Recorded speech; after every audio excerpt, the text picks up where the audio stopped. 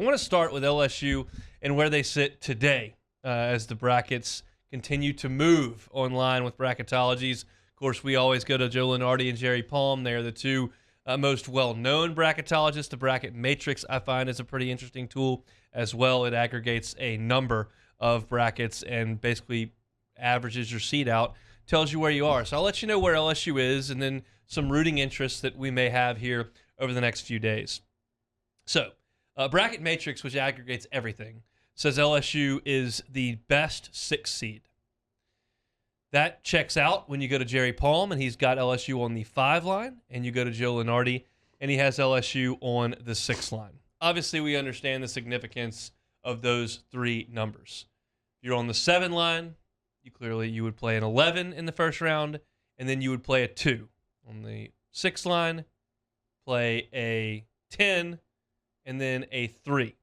On the 5 line, you would play a 12 and then a 4 if you're talking about if seeds were to hold.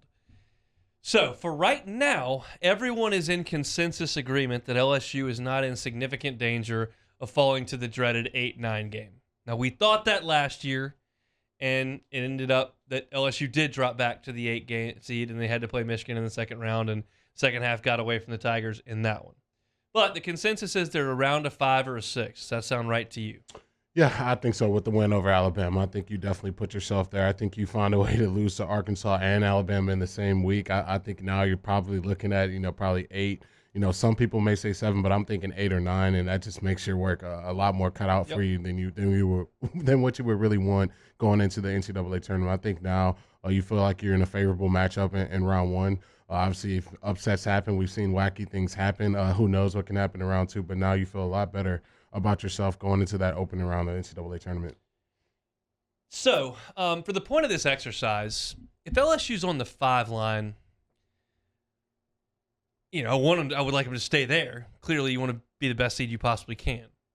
You don't necessarily have to worry about falling back to 7. And so Jerry Palm's got LSU on the 5 line.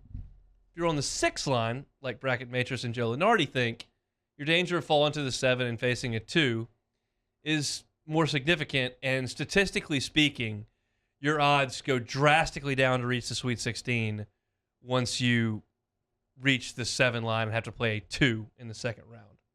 So, for the point of this exercise, I'm going to give you Joe Lenardi's 6 seeds, 4 of them clearly, and 7 seeds, 4 of them clearly, and just see how close LSU might be to the 7 line. Now, my podcast earlier this morning, I got pretty numbers intensive. That doesn't play on the radio, so we're going to keep this a little more general and conversational. But here's what LSU's resume is right this very second. They're 21-10 on the year. Quadrant 1, you're 6-7. 6 wins, 7 losses. Quadrant 2, you are 4-2, very solid. Quadrant 3, 6-1, pretty clean other than the Ole Miss game. Quadrant 4, 5-0. So, as we've known, pretty good up front and nothing really of concern on the back. Your net is 16 as we enter today. Strength of schedule is 17th in the country. Now, for me personally, which doesn't mean anything when you start talking about what the committee's going to do, but my personal opinion is I'm going to weight the games that you win as opposed to how many you win or how many you lose. I think it's important to beat people. I will kind of brush aside other losses if you show you can play with the big boys. I would prefer, personally, Alabama's resume to someone like Colorado State, who's 23-4. Because Colorado State is 7-0 against Quad 4. They're 4-1 against Quad 3, but Alabama's beaten Goliaths. I like that. That's how I personally approach it. There's a lot of different metrics you can look at. That's the first one that I personally look at. Where are you on that? Yeah, I think it's a little bit of both for me. I'm going to get a little greedy here. Of course it's both. Yeah, I prefer teams that play people and beat them. Yeah, as opposed to roll up wins. Yeah, I think Alabama definitely has those impressive wins when you count Baylor and Gonzaga as teams that they beat. But I think for me, when you have those ugly Quad 4 losses, it kind of puts a stain on that one. So If you look at a Colorado State, obviously they don't have the wins of that magnitude on their resume, so it makes it tricky this time of year. I think you're pulling hairs when you're talking about 5 or 6 and where some of these teams lay, but I would probably agree with you as far as when you do go down and beat some of those big teams and you go into a tournament, obviously you become a huge threat in the second round for anyone. So I could see where you could have that sense on that. So now let's compare LSU, all in Lenardi's 6 seeds, which LSU is 1, and all of Lenardi's 7 seeds. I'll start the discussion by saying this.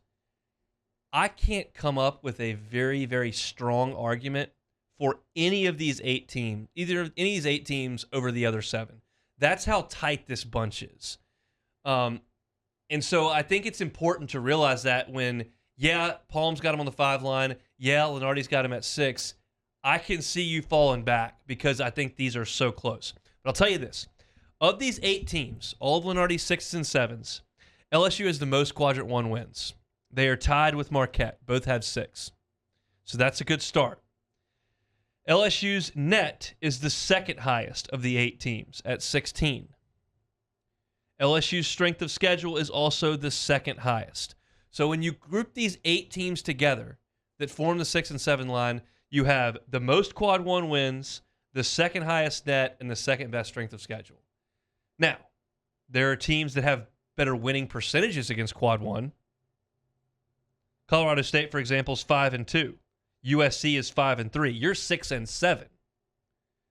So what's more important to you? If you had more chances and kind of split them 50-50, or if you had a winning record? Like, that's what I'm talking about, where the point of the exercise is not for us to go through LSU, Iowa, Ohio State, St. Mary's, Colorado State, Boise State, USC, Marquette, every single one line by line on the radio when you're not looking at it, and determine exactly where this thing is going to shake out. Point being, I think we can agree with Palm and Lenardi that there's reason to believe that LSU should be towards the top, but I could also spin this argument on his head and say, hey, by the way, you have the most Quad 1 losses.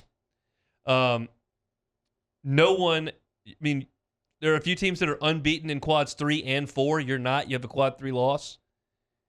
And some people say the net doesn't matter because it's only a metric for your opponents to rate you as opposed to you to the committee. So any of those numbers, not necessarily LSU's, but stick out. You looking straight at Quad 1, you looking towards the back end, strength of schedule matter. It's an interesting bucket of numbers that I feel like you can just pick whatever you want and come up with it. Yeah, I think it really depends on where the committee stands and what they really value high. I know for college football, they're valuing, who you're beating. We saw Cincinnati get in there just from that one win over Notre Dame. Maybe there's some people who view like that. They're going to value those Quad 1 wins, higher than, having those Quad 4 losses where, you might get penalized more. So I think it really goes to them. I think right now when you're looking at the teams who are at 5 and 6 and 6 and 7, it's really crowded up. You're pulling hairs at that point. So I think for me, going into the tournament, a lot of these teams can really help themselves. If some of these teams are one and done, then you could probably see them slide down, whether you're LSU and you can go into the SEC tournament,